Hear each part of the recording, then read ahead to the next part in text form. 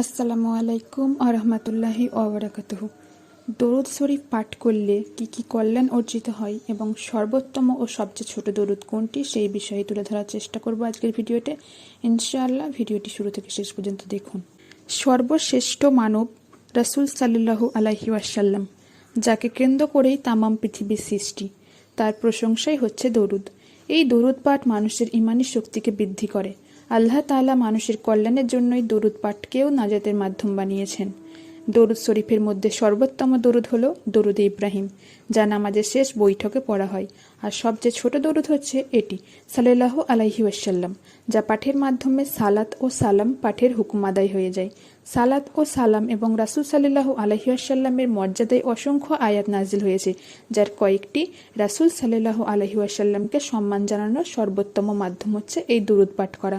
তাহাকে সম্মান জানানোর কথা কোরআনে আল্লাহ তাআলা ঘোষণা করেছেন, আমি তোমাদের নবী প্রেরণ করেছি সাক্ষী রূপে, সুসংবাদদাতা ও সতর্ককারী রূপে, যাতে তোমরা আল্লাহ ও তার রাসূলের প্রতি ঈমান আনো এবং তোমরা রাসূলকে শক্তি যোগাও, তাকে সম্মান করো।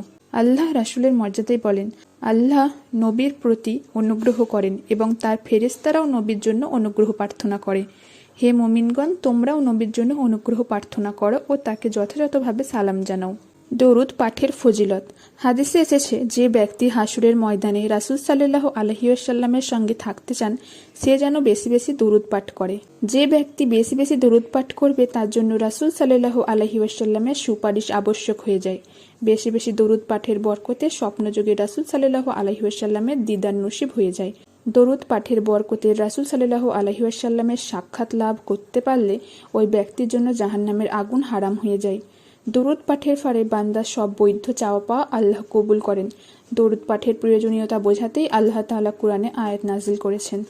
তাই যখনই রাসূল সাল্লাল্লাহু আলাইহি ওয়াসাল্লামের নাম আলোচনায় আসে, তখন পড়ার জন্য দরুদ শরীফের সহজ ও সংক্ষিপ্ত বাক্য নির্ধারণ করা হয়েছে।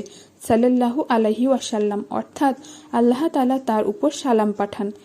এতে দরুদও আদায় হয়ে গেল, সালামও হয়ে গেল। আল্লাহর অসীম অনুগ্রহ যে তিনি এই সংক্ষিপ্ত দরুদ পাঠের দ্বারা পাঠকারীকে দরুদ শরীফের ফজিলত, রহমত ও বরকত দান করবেন।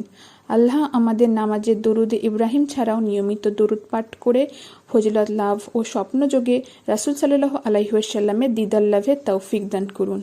রাসূল সাল্লাল্লাহু আলাইহি ওয়াসাল্লামের সুন্নাতের উপর অটল ও অবিচল থাকার তৌফিক দান করুন। আমিন। আজকের ভিডিও এই পর্যন্তই। আপনারা এই রকম সুন্দর সুন্দর ইসলামিক ভিডিও পেতে ইন্সপিরেশন অফ ইসলামিক দিন চ্যানেলটি অবশ্যই সাবস্ক্রাইব করে রাখুন।